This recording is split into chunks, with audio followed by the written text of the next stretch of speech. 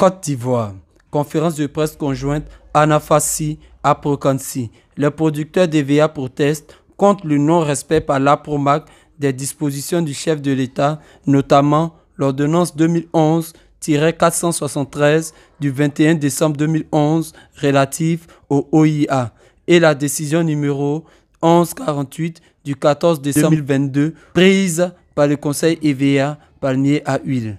Bonjour, je suis Aimé Amouakon, le secrétaire général de l'ANAFASI, l'Association nationale des planteurs d'EVA et affiliés de Côte d'Ivoire. Nous sommes à cette conférence de presse qui a pour objet la protestation contre le non-respect par la PROMAC des dispositions du chef de l'État, notamment l'ordonnance numéro 2011-473 du 21 décembre 2011 portant reconnaissance des OIA, Organisation des différentes filières agricoles. Ce qui se passe, c'est que dans la filière EVA, il y a un organe qui a reçu la reconnaissance de l'État pour gérer la filière EVA. Cet organe est appelé l'Organisation interprofessionnelle agricole. Et c'est l'APROMAC qui fait office d'organisation interprofessionnelle agricole de la filière EVA. Malheureusement, cette APROMAC-là qui prend les décisions est composé de deux collèges, un collège des usiniers et un collège des producteurs. Et ce qui se passe, c'est que le collège des producteurs aujourd'hui, c'est-à-dire les représentants des producteurs à la table de décision, n'est pas représentative.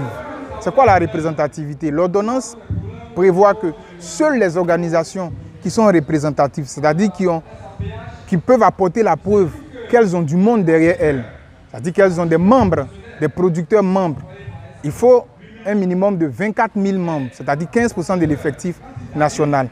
Malheureusement, cette condition n'est pas appliquée au niveau du collège des producteurs. Et plus grave, ces représentants non représentatifs empêchent la mise en application des conditions d'adhésion, des conditions d'organisation et des conditions de fonctionnement de l'OIA. Et c'est cette situation qui fait que les difficultés que nous observons en tant que producteurs sur le terrain perdurent.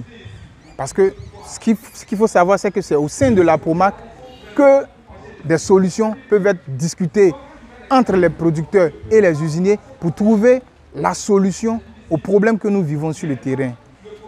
Nos représentants actuels sont occupés à régler d'autres questions.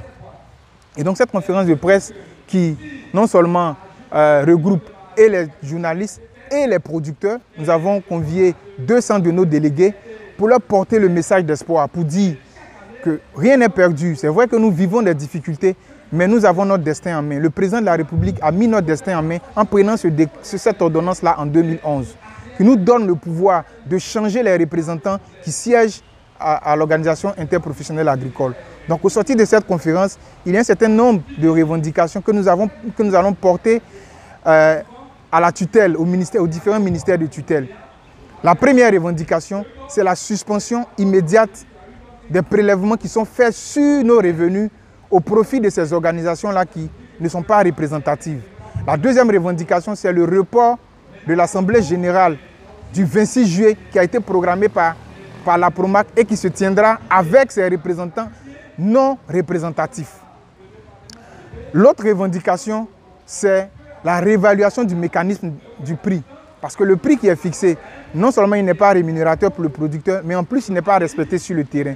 Donc c'est autant de revendications que nous allons porter sur la table de nos autorités de tutelle pour que notre quotidien soit amélioré. Des prélèvements sur les revenus des producteurs au profit de ces associations non représentatives. C'est la première chose. Est-ce que vous êtes d'accord pour ça? On va aller en La deuxième chose, c'est le report de l'AGO de la PROMAC qui est prévu pour le 26 juillet. La troisième revendication, c'est technique, mais c'est la mise en conformité de l'OIA à PROMAC avec les dispositions de l'ordonnance 2011-473 du 21 décembre 2011. La quatrième, c'est l'application de la décision numéro 1148 CHPH-DGK du 14 décembre 2022. La cinquième revendication, c'est l'évaluation de la représentativité des OPA du collège des producteurs. La sixième revendication, c'est l'audit des comptes du collège des producteurs de l'OIA Apromac. La septième résolution, c'est l'annulation de la signature de M. Koblavi, président de COP-EVA, sur les comptes bancaires de l'OIA Apromac. L'autre revendication, c'est l'annulation de la dotation ministérielle de 500 millions décidée lors du conseil d'administration de l'Apromac tenu le 11 juillet. La neuvième revendication, c'est la publication des accords secrets qui font de l'OIA Apromac l'otage du fiche qui utilise l'argent des planteurs pour payer ses nombreuses dettes. La dixième revendication, cette technique encore, c'est la répartition des voix délibératives au sein du collège des producteurs entre les OPA les plus représentatives. Du mécanisme de fixation du prix Apromac.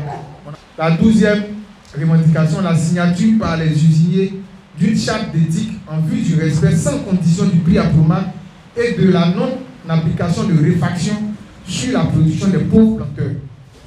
Et la treizième revendication, c'est l'harmonisation des procédures de réception des fonds de tasse dans les usines. Maintenant, la dernière revendication, je n'avais pas écrite, mais le président, dans son discours, ça m'a inspiré. Avant le partage du fonds Covid, il faut publier la liste des planteurs qui vont recevoir le fonds Covid.